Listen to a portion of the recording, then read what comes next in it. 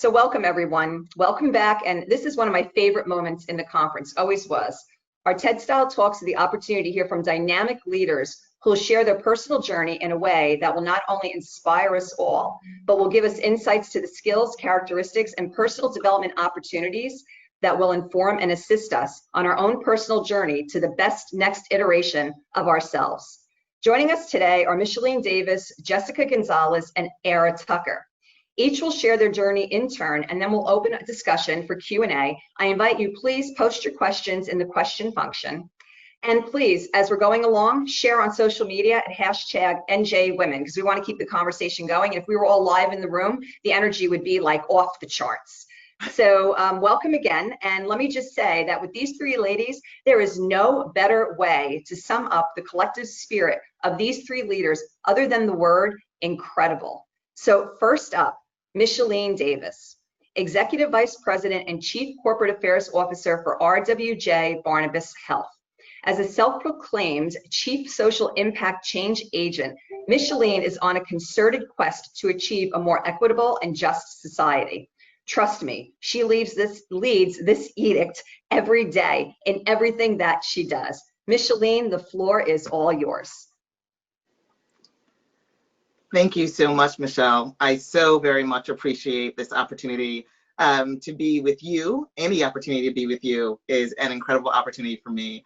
And to your incredible audience, I want to say to you, congratulations. Congratulations on deciding to set some time aside in order to be a part of NJBIA's Ready to Launch Virtual Summit. I don't know about you, but I still think that I can feel some of that energy, that electricity that Michelle referred to. What I know is that whenever we align ourselves with other fantastic women leaders, others who we can uphold and uplift, individuals that we can salute and support, true leaders like Michelle Sakirka, I know that we're in it for all the right reasons and that we are in for a fantastic ride. So ladies, I understand that you have just come back from lunch. And with that, I'm also told that it's my responsibility to try to keep you awake a little bit. Well, with that, I'd like to start in sharing some time with you today around and about the importance of what it is that Michelle asked for me to share with you, to ask all of us to share with you. You know, when she first called me and asked for participation in this, she said, well, we really just want you to come along and share your journey. And I kind of looked at the phone like, really? That's really what individuals want to hear. But this is what I know. I also know that because of the fact that you are a collection of incredible women with incredible foresight, with skills, talents, and abilities that are second to none, that because of the fact that you have thought that today is the day that I invest in myself, that I put my career development and my personal development at the forefront of today's agenda. That by the very virtue of putting some element of today's summit on your calendar, that you knew that there is more in you to give to the world, that there's more out here in the world that we need for you to take hold of. So with that, I'd love to also talk to you not merely about the wins and the successes that you can see when you take a look at our bios or when you look at my CV or if you visit our LinkedIn page. But I also wanted to talk for a moment about that information that goes beyond the glory of what we like to tout on our social media pages, but also about the story behind how we wind up where we are in our professional and even our personal lives today. So if that's all right, I want to make certain that you understand fully that every challenge, every hindrance, every setback, every mistake, that all of these are just stepping stones that have better positioned you, not set you away from, but closer to the goal of mastering what it is that you really want out of your professional careers. I firmly believe this. I do. Or else I quite frankly can't explain all of the challenges and setbacks and mistakes that I've had. I say all the time, I wear a crown, you cannot see it. But trust me, it is because of the fact that in order to ensure that we are living out our best selves, I've had to push myself. I've had to push myself past the self-doubt, past the negative self-talk. You know, that voice, those voices that we oftentimes hear about how perhaps we're not the right candidate for or aren't ready as of yet to, when all the while the world has been waiting for you. So rather than start at the highlights of being the CEO of the New Jersey Lottery or the state treasurer, or even in my current role of being the first woman and first person of any color to be executive vice president for RWJBarnabas Health, what I want to focus on is that we are so much more than our titles, so much more.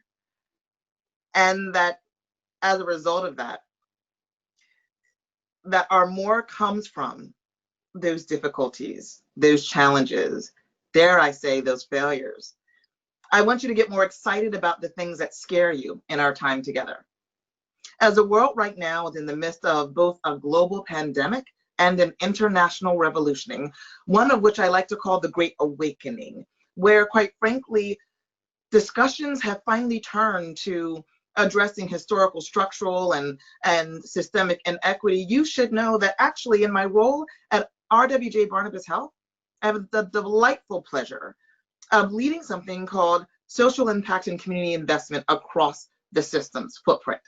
So something about that system. We are the state's largest integrated academic medical center system. As a result of that, we're one of the largest in the country as well, 15th largest actually. And we really host and boast about having a wealth of services to offer those who are the residents of the state of New Jersey. It is something that we are really proud of. But that work that I just described, that social impact, community investment work, is the work that is really about the work that we do outside of our clinical space. It's the work that we do, which is policy-led equity framework to address something called the social determinants of health. Well, in our industry, that is how we describe how you live and where you live and where you age and how you experience life, right? Whether or not you live in safe and affordable housing, whether or not you have access easily to affordable, healthy, nutritious food, right? Moments earlier, we were even talking about a Whole Foods. There are lots of communities in which they are not present.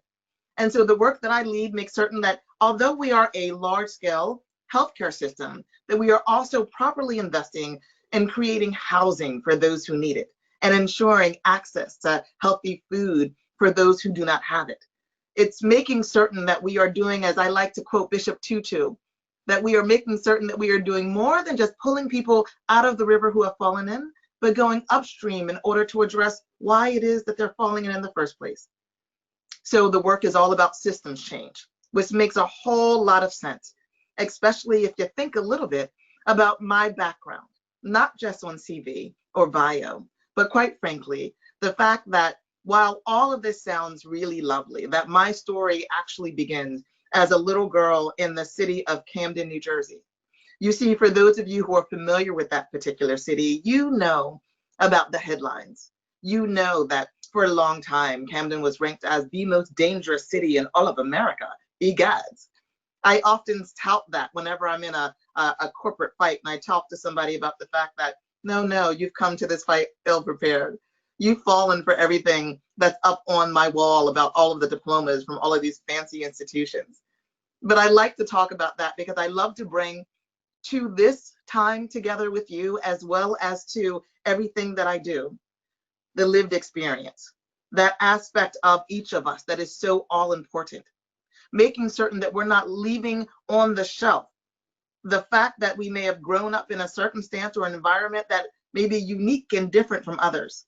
The fact that we bring a lens to the work that we do that is not like everybody else. And so I want to invite you today in our time together to do the same. In a recent Authority Marketing Magazine article, I talked about some of the ways in which I've had to combat negative self-talk and self-doubt. That aspect that we all have, but quite frankly, we don't talk about all the time.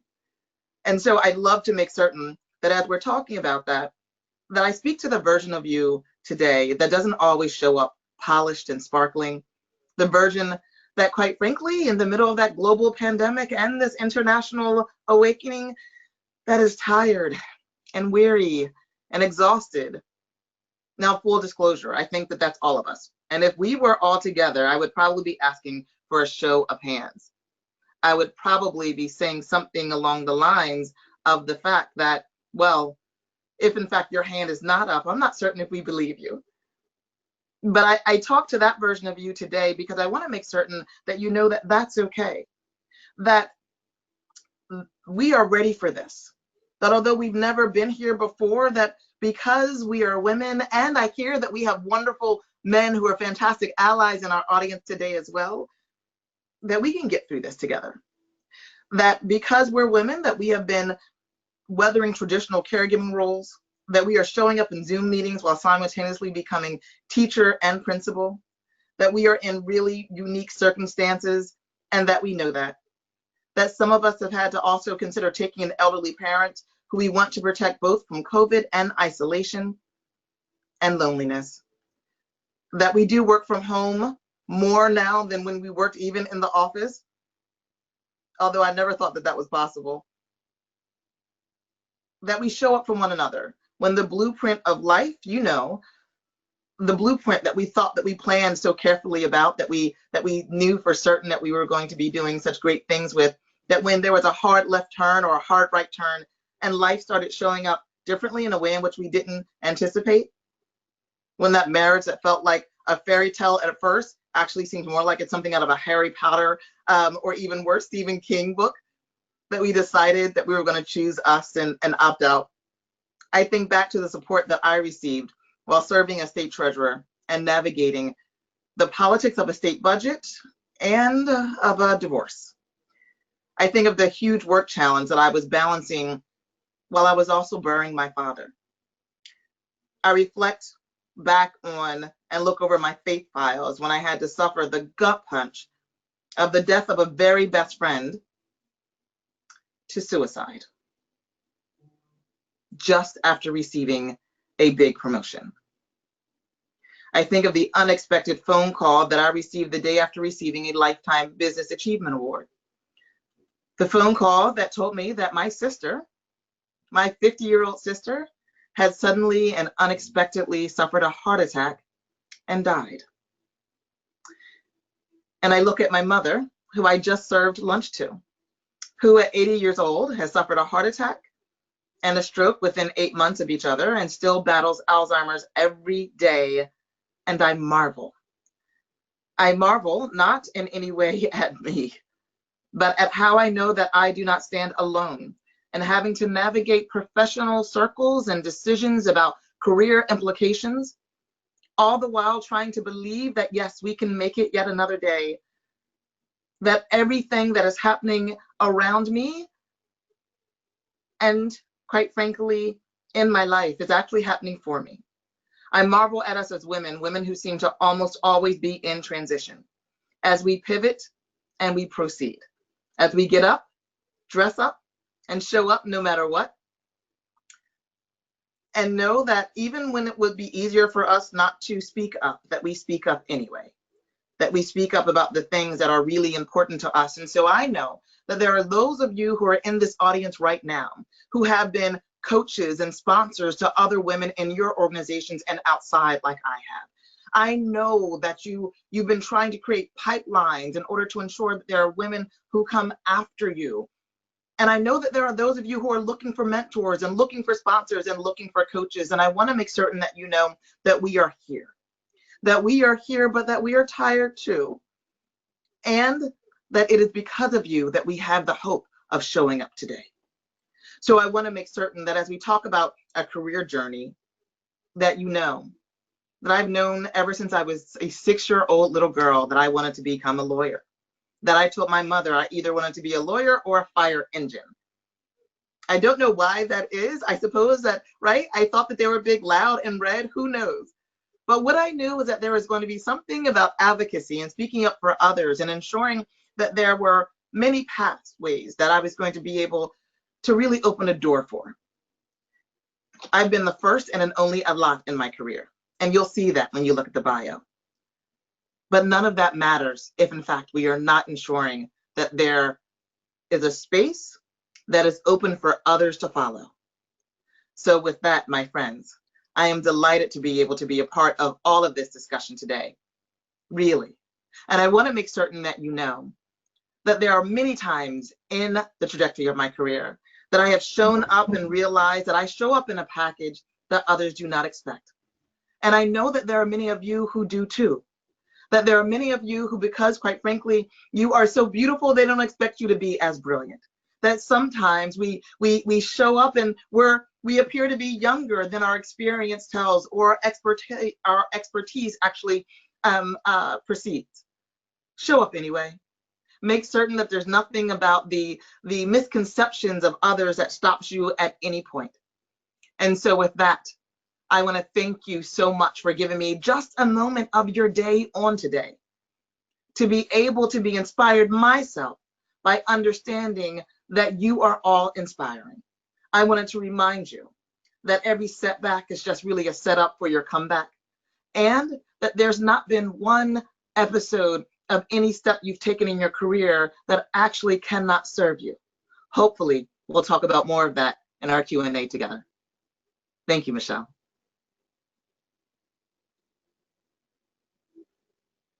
Michellene, wow, like how incredibly inspiring. Seriously, what a way to kick us off. Thanks. Incredible, incredible. So now I want to introduce Jessica Gonzalez, founder of Lux UVC, Incharged, and VendX. As a lifelong New Jersey entrepreneur and self-starter, Jessica believes that nothing is impossible. She seeks to leverage her experiences and perspective to help keep the families and communities of New Jersey moving forward and safe. Jessica is in fact doing exactly this through the critical role she is playing in serving on Governor Murphy's COVID-19 Restart Commission. Jessica, thanks for joining us, and the floor is all yours.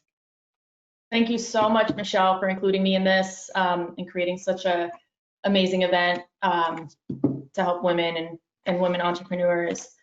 So I'm going to today share a little bit about my journey as a LGBTQ Latina mom of two now, and my struggles along the way, in hopes that that could help anyone else who also is going through similar struggles, or it's in the midst of it, or are looking to start something, know that there is a path forward to make it.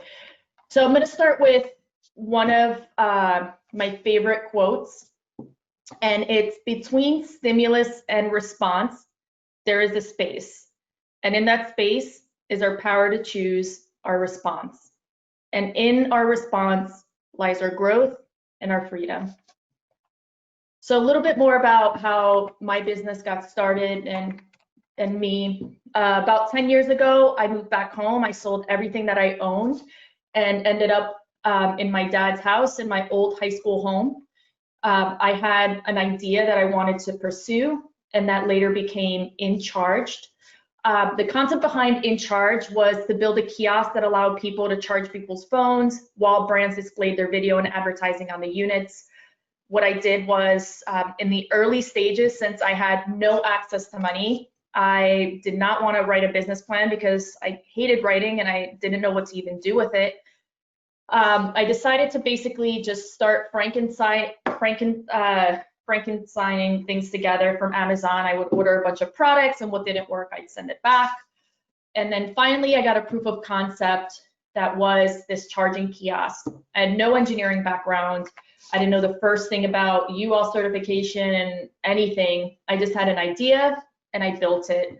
After building it, I decided that this will probably end up catching on fire and hurt a couple people. So I decided to bring on people who were smarter than me, like an engineer and a salesperson and an ops manager, all on equity, to help me start building this company. A lot of the challenges that I faced early on was, around that age, I was about 26, and I had a lot of challenges with first getting in the room. I still put myself in there, but because I was young and I looked young and I didn't dress like everyone else, a lot of times I would be kind of shoved down to the bottom and not taken seriously. But I still showed up and I still went. And despite my severe social anxiety, I still continue going to the trade shows, and I still put myself in opportunities where I had to speak to keep pushing these things along. One of the fast forward Incharged to about 8 years later, and we've worked with some of the world's biggest brands. We've provided charging solutions for universities, hospitals, trade shows, and we went from live prototyping on people with zero funding and zero knowledge of how to build something, and got into some really cool places. So in about 8 years past that, we decided to start working on building an experiential vending machine.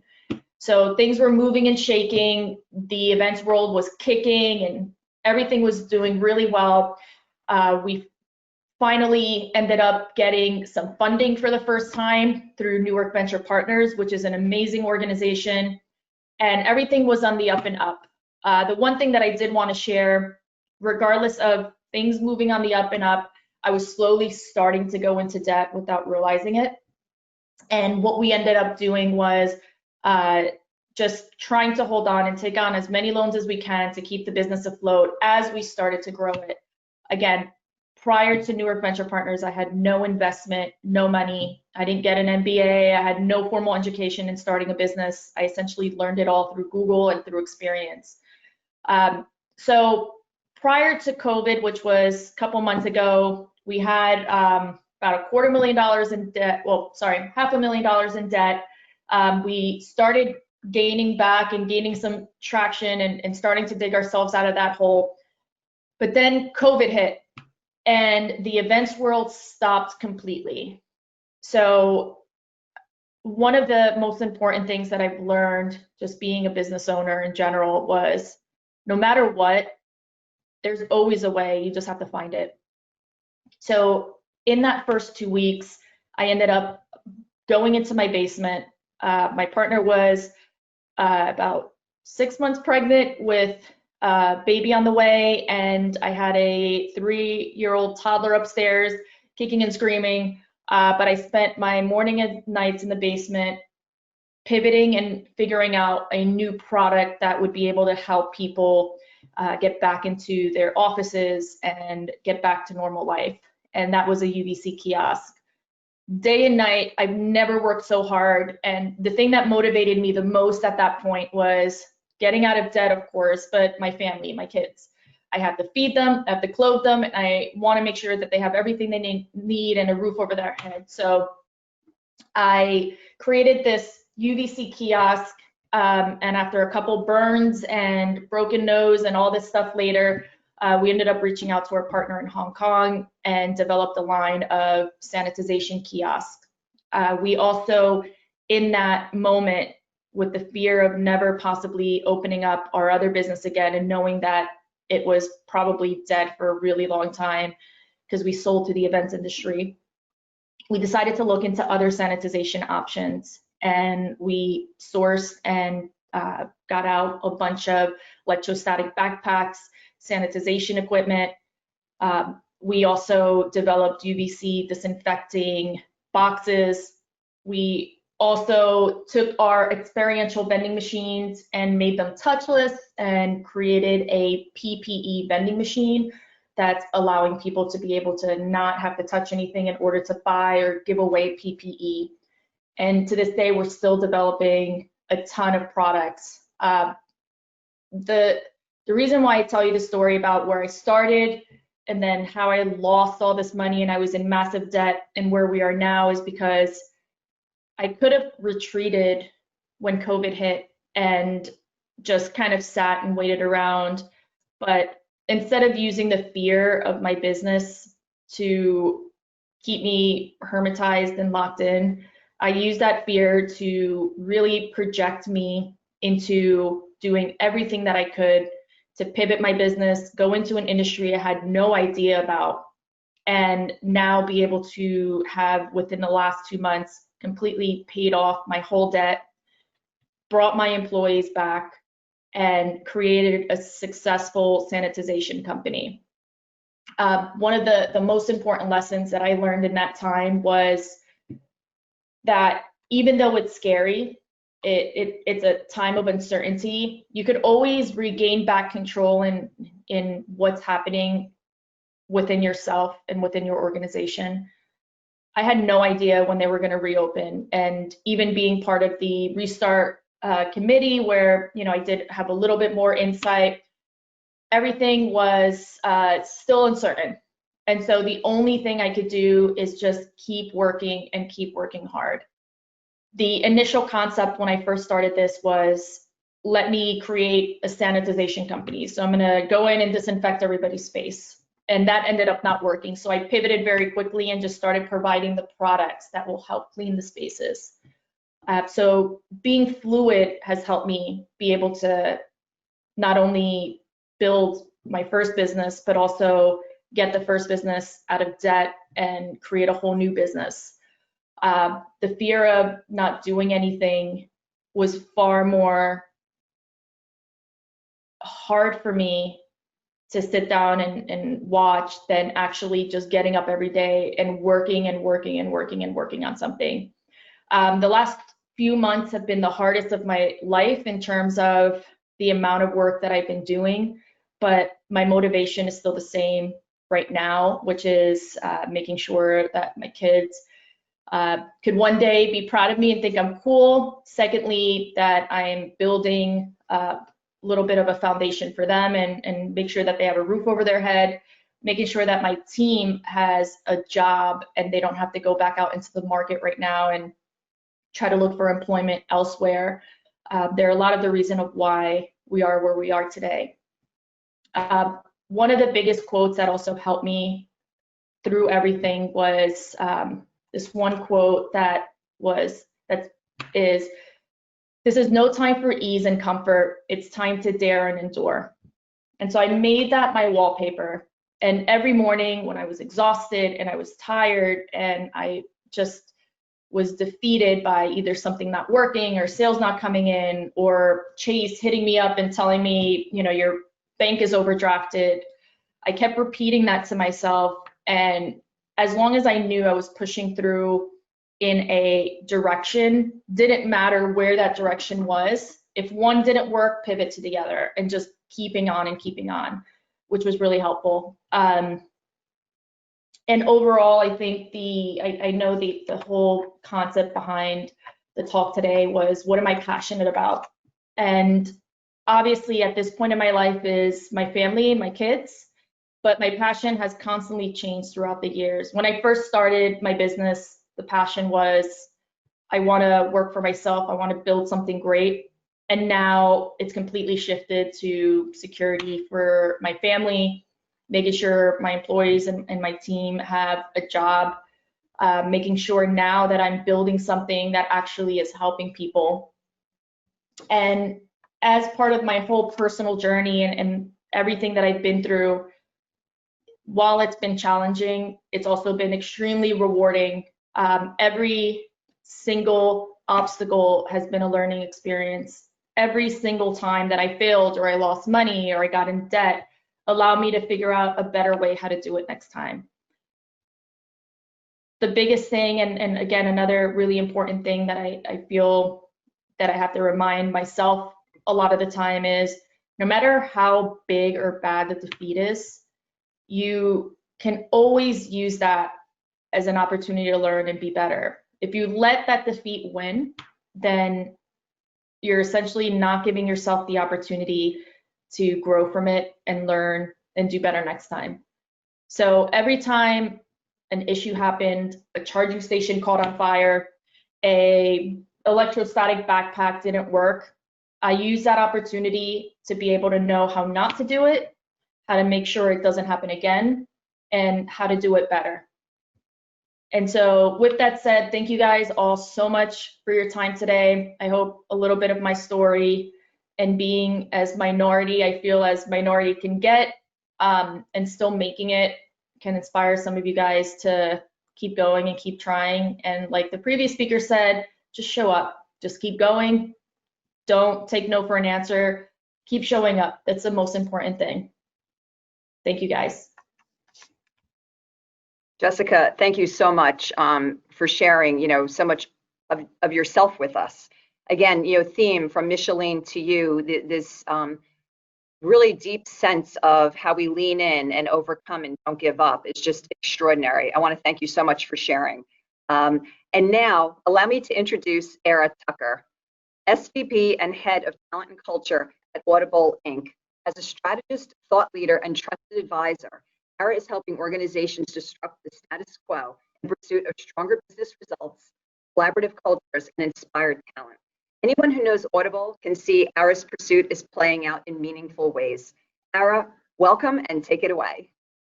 Thanks so much, Michelle. And so glad to, be here with everyone. I'm thrilled, I'm honored.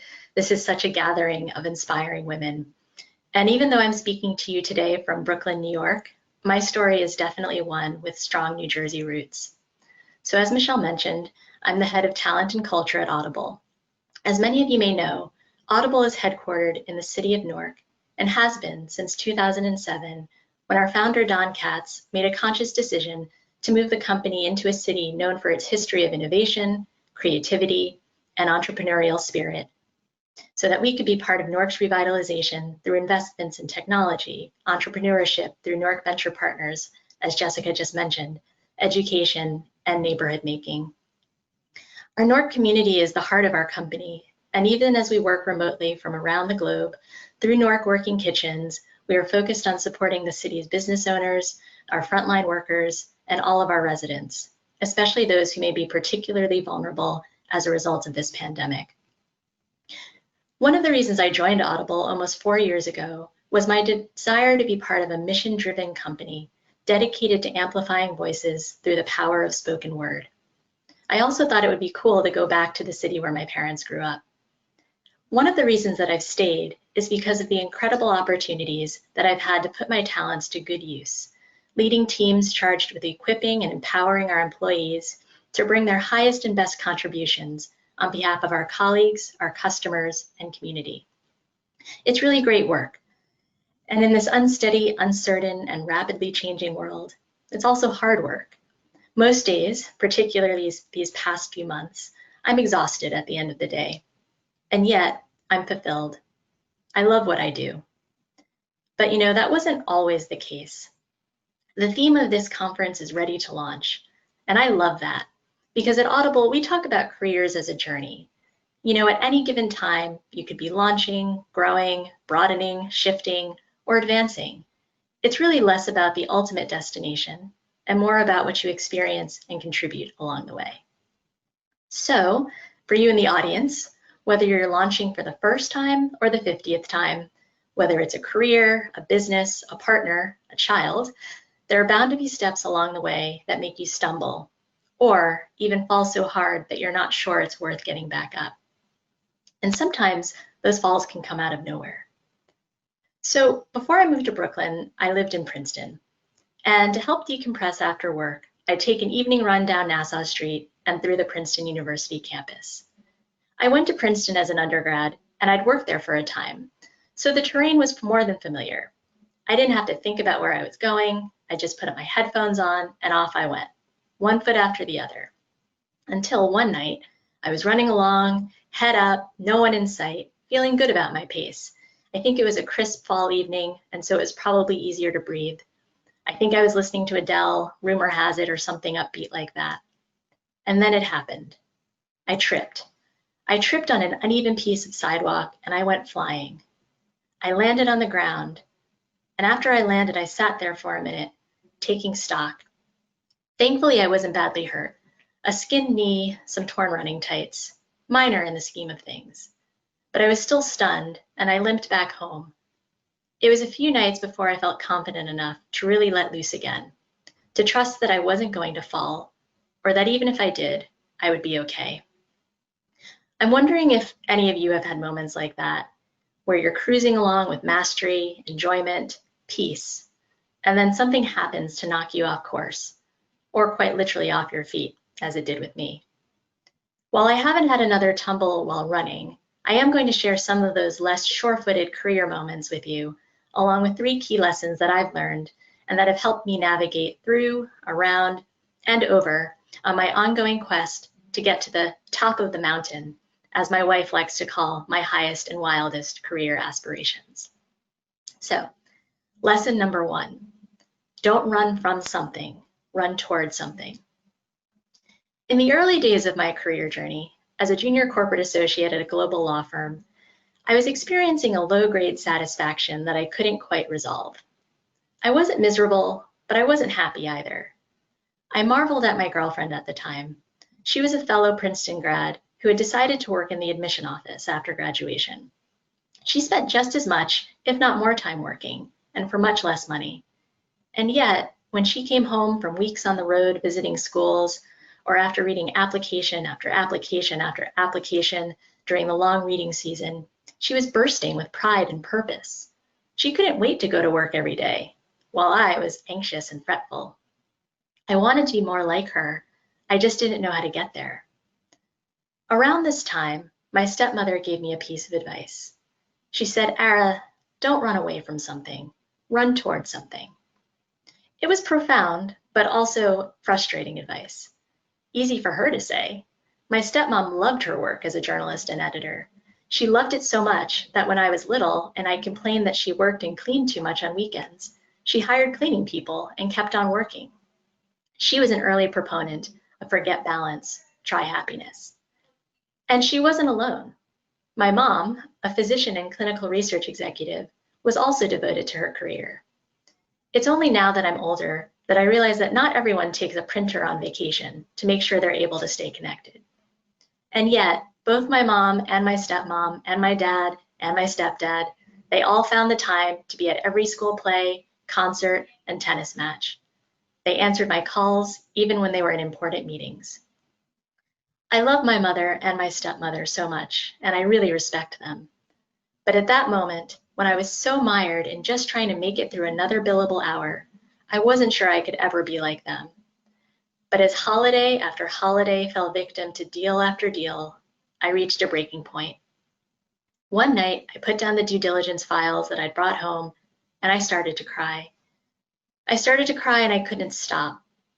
My girlfriend, shocked at seeing me, someone who is often inscrutable, even to those who are closest to me, she saw me break down and she called my mom.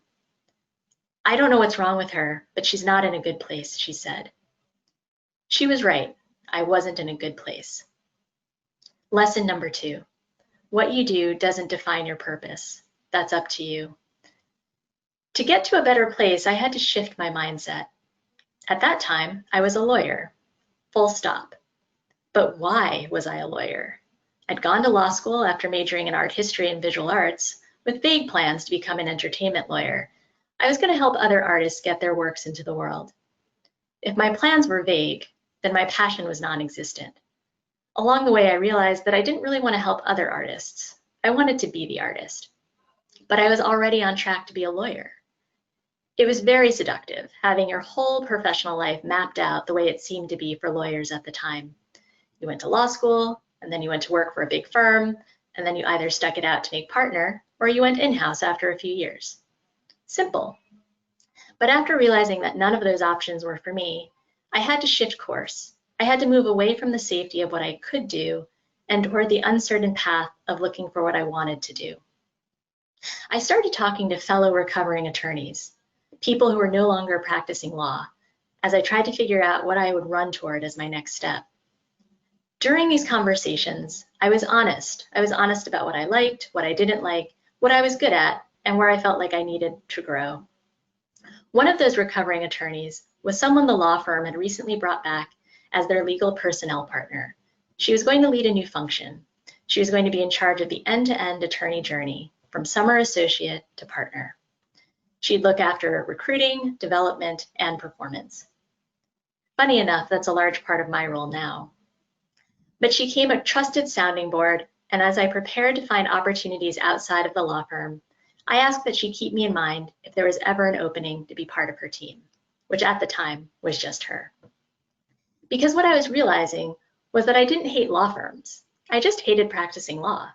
I loved attending recruiting events and mentoring summer associates. Eventually, I ended up finding a position at Princeton. I would be working in the provost's office, assisting with academic governance, budgetary, and strategic issues, such as internationalization, diversity, endowment spending, and the expansion of the student body. To me, it was a dream job. I'd get to return to my beloved alma mater and put some of the skills I'd learned as an associate, including influencing without authority, working cross-functionally, and being confident enough to chase down an answer with much direction, to good use, and on behalf of an organization that had given me so much. A complete fairy tale ending, right? Well, almost. There was a catch. The job paid roughly half of what I was making as a junior associate. Was I crazy to walk away? Most of my friends and family thought that I might be. And to be honest, the only way I was able to walk away was because I thought, perhaps naively, well, I can always go back. Now, mind you, this was 2006, and the economy was booming. When my friends who were still at the law firm would call me, it was often just brag about yet another pay increase. By 2008, it was a different story. As the economy crashed around us, those same friends were now calling to let me know who'd been laid off and who was looking for a job. They were anxious, and I was happily ensconced at Princeton. I was starting to find my purpose, helping mission-driven companies and organizations enhance their experiences in order to attract, equip, and empower people to change the world. In a few short months, the legal personnel partner from the law firm would actually call me with a job offer, an opportunity to return to the firm, but not as a lawyer, but as the firm's first head of diversity and inclusion. I'd go from junior associate to reporting to the chair of the law firm in less than 5 years. But this time, it wasn't about the title. It was about the opportunity to use my platform and role as a way to transform the face and foundations of the legal profession. And that was an opportunity I didn't dare pass up. Lesson number 3, live out loud, even if you're an introvert. There's a saying, wherever you go, there you are. Well, that also seems to apply to feedback. My 7th grade tennis coach once told my parents that he never knew if I was winning or losing because, unlike most of my teammates, I rarely expressed any sort of visible emotion on the court. Whether it was my tennis coach or any number of managers who would follow, the common area for development went something like this. It would be valuable for Ara to be more vocal and express her thoughts more openly. For a long time, I was kind of confused by the feedback. I didn't think of myself as withholding or reticent, and I couldn't understand why other people did.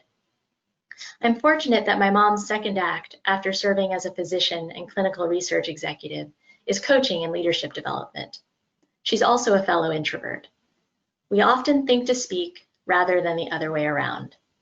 We like to build deep relationships with a few people rather than in large groups. But we also know that we have a lot to offer and want to scale our impact and our reach. Together, we worked on building my self-awareness and on how to better leverage my voice as a leader so that my team and colleagues understood more about my communication style, what energizes me, and what drains me. I'm now more protective of my recharge time. I'm also more aware of how there's more than one way to be seen and heard. Writing has always been something that comes naturally to me. And so while I worked on speaking up more, I also wrote more. I launched a website, I'm Here Too, and took to social media, sharing my experiences and lessons learned along the way. LinkedIn has been a great platform for contributing to dynamic conversations taking place across the globe about the increasingly blurring lines between the personal and the professional. At Audible, our Chief People Officer is an extrovert.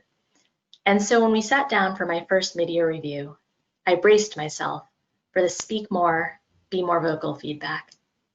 But it didn't happen.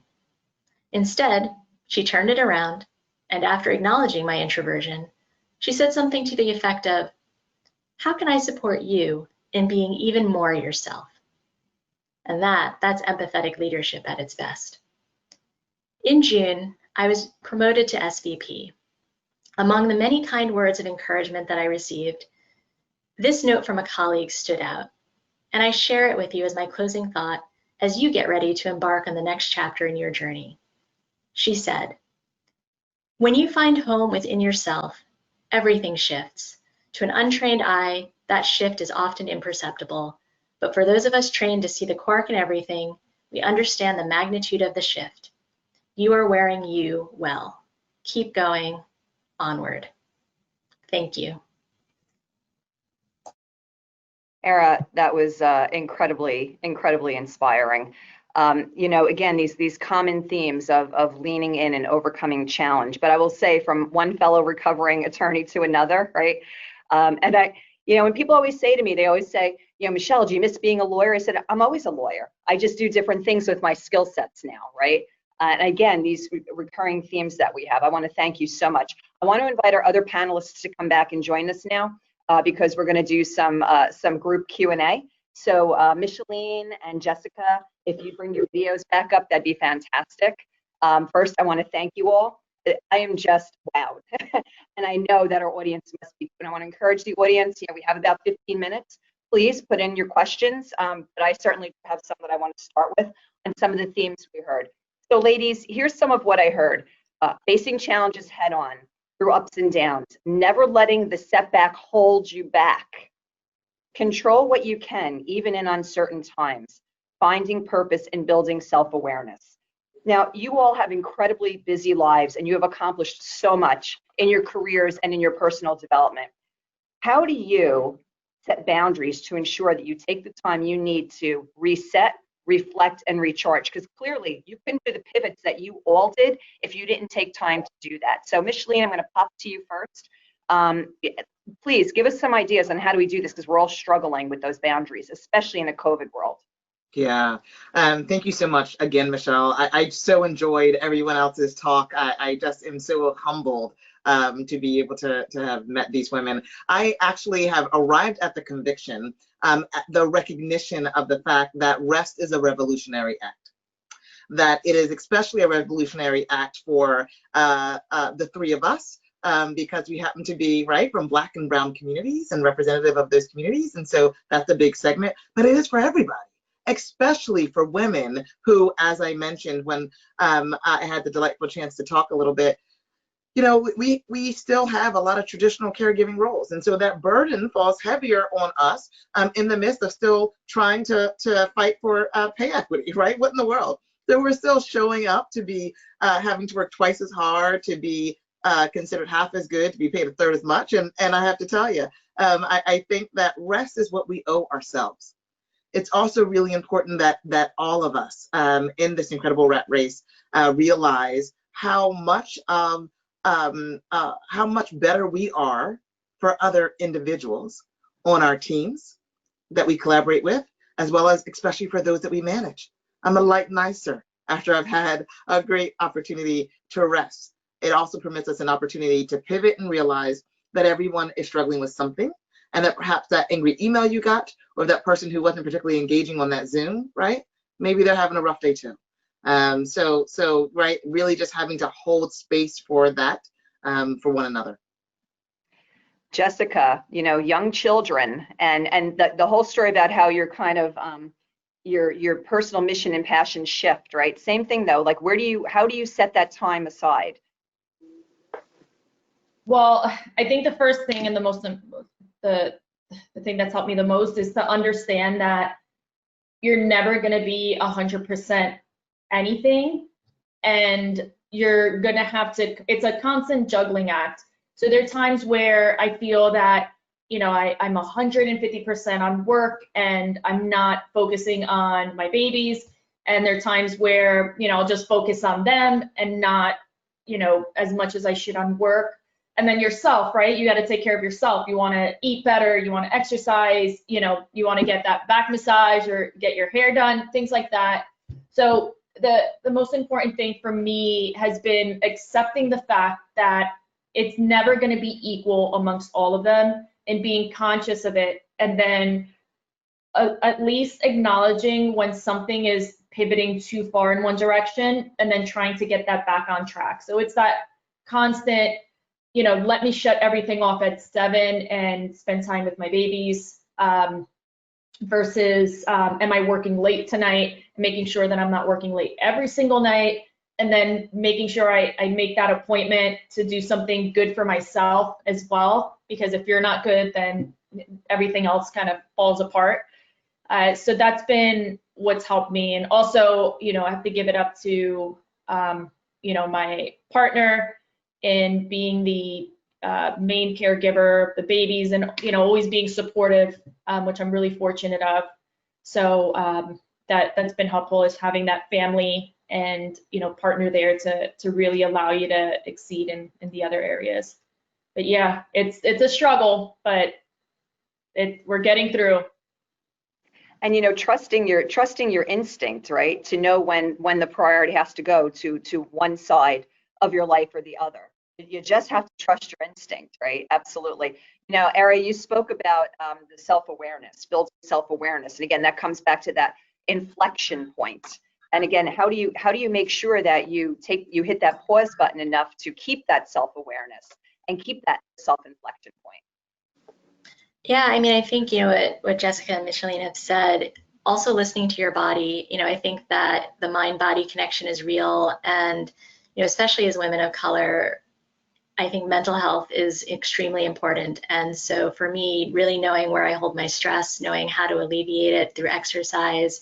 Pre-COVID, I used to, make sure my therapist and I had our 8 a.m. appointment. That was the first thing that I would do, because for me, it was an investment in myself. It said, all of the other things can wait, and I need to put myself first. So anybody who follows me on LinkedIn knows that I'm not very good at staycating. I'm trying. My wife, usually takes me away somewhere where there's no internet connection, but I am working on it. It's continuous improvement, and I will take today as a reminder that I need to keep getting better at the pause and disconnect. And we need to allow ourselves that. I've shared, the whole thing in COVID is such a different world for all of us, and making sure, routine is really important. While we have to be, flexible, right? But we need to have a routine each day, because unfortunately our whole world right now is like we're in that gray. Black and white isn't easy when you're working, in your home, and the lines are tough to draw. And I do the same thing. Like every morning, I'm up before 6 a.m. I go out for that walk, run, that bike ride, and I will not rip myself off of that time before I tether myself to that computer for 12 hours a day, right? We need to all sharpen our saws, for sure. Speaking of sharpening our saws, in leadership, we always look for ways to be inspired, right? And sometimes a lot of you used quotes. Do you have a favorite leadership book or a favorite leadership author where you have really captured things that have helped to inform your growth professionally or personally? Jessica? Well, I don't have that much time to read anymore, because I have my reading time now is kids' books at night. So I haven't had a lot of time to dive into business books. Some of the earlier on inspirational books that I did listen to was the Tim Ferriss 4-Hour Work Week, and him just hacking life in general. So being able to be more efficient with your time. That was always a great book for me. I go back to I don't have an answer other than kids book and podcasts have actually been really helpful lately. So when you're driving, and Audible as well. Yeah. Wife works for Audible too, so I get all the free audiobooks. Listening to a bunch of business books on there has been helpful in trying to put it in as many times as you have. But Tim Ferriss is like my first one, is how do you work smart and hard at the same time and be more efficient, and his books have helped me do that. I might suggest, Jessica, that there's more to be learned in terms of informing self-development growth from children's books than from any of the leadership books, in all honesty. Kids will teach you a lot about yourself in general. Most of the times, like, I probably have a little bit of puke on my shirt, so like, it humbles you. Been there, gone into court with puke on my suit. Ara, how about you? It's funny Jessica mentions children's books, because, one of the ways I used to sort of get out of my head was writing on the subway on my commute, and I'd send my wife little vignettes, and it involved like an under 10-year-old. And she was like, there's always a lesson in your stories. I don't know. But I think, Audible obviously opens up a lot of time and space to learn and grow. But I think for me, it's probably one of the first titles I listened to almost 4 years ago, Let My People Go Surfing. And it's the story of Patagonia and the founder. And for me, it was the first time I kind of saw articulated what I was literally taking the train into experience, which was what does it feel like to work for a company where it's mission first and it's run by a true missionary, and that's sort of the expectation, and how do you give great experiences to people who will want to continue that journey along the way. Fantastic. Michellene? So I think that probably by Bonnie St. John, How Great Women Lead. And what I liked about it was the fact that it's actually a collection of her interviews along with her daughter of other women leaders. And what I liked was quite frankly the way each leadership style is reflective of the personality, right? But quite frankly, there are concurrent themes: collaboration, cohesiveness, empowerment of others, right? Before empowerment of self. I mean, it's really something that I cherished pretty early on. But I am a huge Audible fan. Unfortunately, I am literally in the middle of reading 4 different books at the same time. It's terrible. It's terrible, but they're all so good. I'm so excited. And the one that I'm listening to is Stamped from the Beginning by Ibram Kendi, of course. And so I'm in the middle of listening to that one and literally reading 3 others. I love books. So just thank you, Ara, because it's incredible. Awesome. So you're each part of teams. Each one of you works with teams. How do you, especially in these challenging times, how do you keep your teams motivated despite conflicts and obstacles? Ara, why don't you start? Yes, so I had a really interesting realization during some of this pandemic. We use, it's called Chime, but it's like Zoom. And I started, just to keep us connected, saying hello, good morning, afternoon, happy whatever day, Blair's Day. And it was so gratifying to get real-time hello, all of these interactions. And I realized that when we were in person, I really only did that to the people who were kind of in my physical proximity.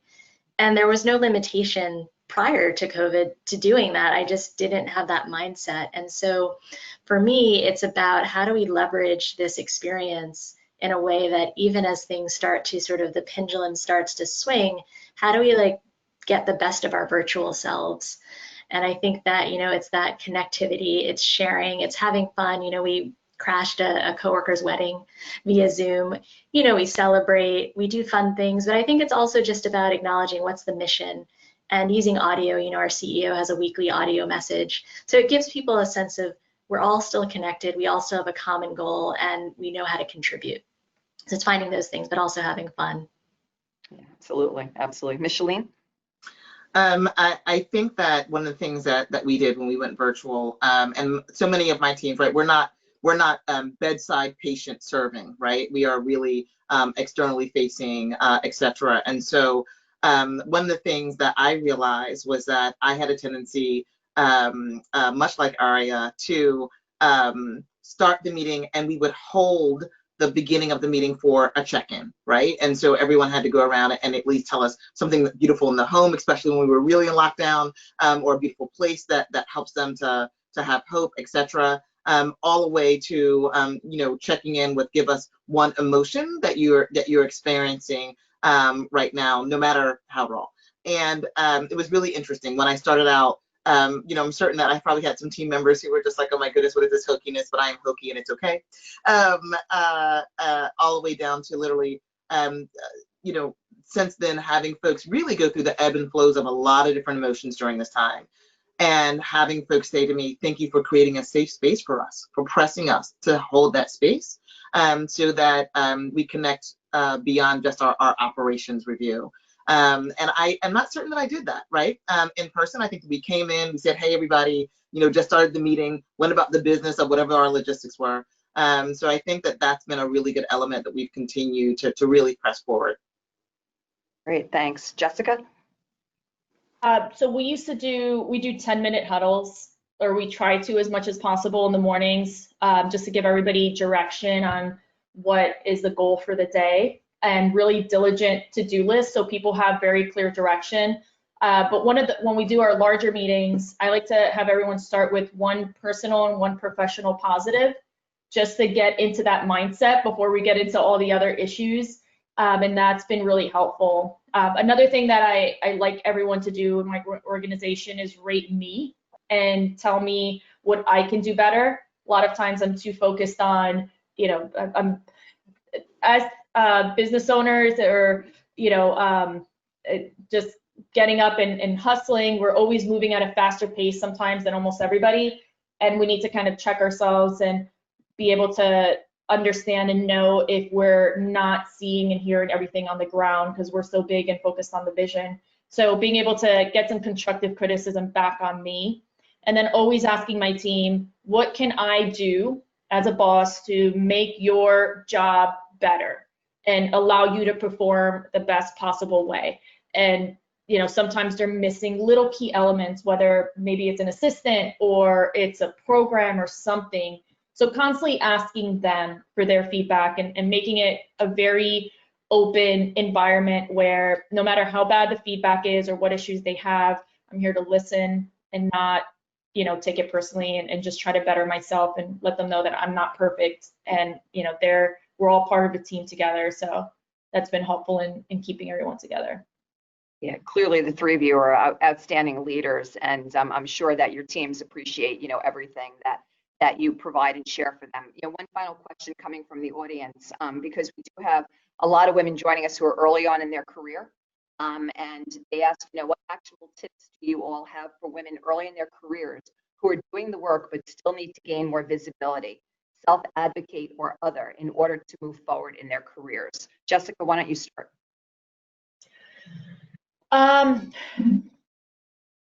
So I guess I could give the best example, at least for me, or an experience share. Very early on in my career, just as a business owner, I had severe social anxiety. I hated sales. I just felt like I couldn't do it. And what I did was, in order to get myself out there, I never declined an opportunity to speak somewhere. I never said no to a networking event. I went to every show humanly possible that made sense, of course, not to waste your time just going to go.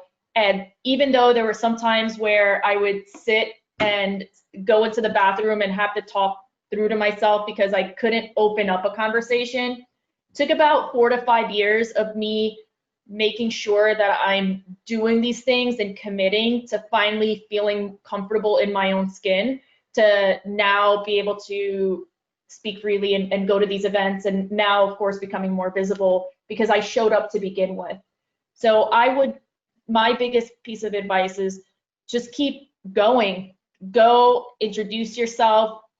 Don't feel shy about not knowing, because a lot of the times, I might have been the youngest person in the room, but at least I was there and people knew who I was by the end of it. So that's all I got. Showing up, absolutely fantastic. Ara? Yeah, I think to add to what Jessica said, when you're thinking about the next opportunity, don't get psyched out by the job description. There's no job description I've ever seen where any one person can do everything that a company or a team is looking for. And I think it's just being courageous about what your value is, and being able to articulate your story and changing the narrative such that it's about you, as opposed to you trying to contort yourself into something else. So that's whether it goes for applying for something new, being in a meeting, speaking up, sort of let the room filter away and think about, why am I in that space and what do I hope to do to make that space better when I walk out of it? Yeah, that word courage, I think we could all send a note to our younger selves, right? Have more courage, it'll turn out okay. Michellene, you want to bring it home? Sure thing. I oftentimes get this question from folks who are either starting or mid-level, and I really encourage them that, they have a host of skills, talents, and abilities that sometimes their jobs, their current roles don't actually permit them to really lean very heavily into. And so I encourage them to also take a look at entities outside, right? So are there trade associations that you can get involved in, right? Are there other professional organizations that you can become involved in? And Michelle, that I'm the president emeritus of Executive Women of New Jersey, right? I definitely think that there's a great deal that I learned from the wonderful women both on the board and throughout the organization, but it also helped to elevate a profile that I think, listen, my career has always been very public, right? But I think that it's something that I really want to recommend to other individuals at a a coworker, a colleague who had been the president of the state chamber as well. It's definitely an area that I think that I really want to encourage more women to begin exploring in order to really establish their own personal brand, separate and apart from the organizations in which they work. Quite frankly, it's usually better for the organizations for which they work. And that once those organizations see that and recognize the fact that their leadership is being exemplified outside of their walls, they tend to make certain that they begin to acknowledge it within those walls as well. Yeah, spectacular. Thank you. Ladies, you know, when I introduced you early on, I said there was one word for this panel, and it's incredible. I'll take it a step up to totally awesome. You just brought a ray of sunshine to my day. I'm so inspired. Thank you for sharing your personal stories, your professional stories, and your journeys, because we are all informed by so much that you shared with us. To all our attendees, thank you so much, everyone. This has been an extraordinary day. This right now brings us to the formal close of our official first day, except that there's still networking out there. And in fact, I've made some of you late for networking by holding these ladies for about 5 minutes more. So I want to encourage everybody to go hit the Zoom rooms, go enjoy networking today, brought to you by PNC Bank. And tomorrow we start early with some more networking that's brought to you by Linsberry, McCormick, Estabrook, and Cooper. I want to thank everybody for an incredible first day of the Women Business Leaders Forum. Continue to be inspired as we get ready to launch. Thanks, everybody.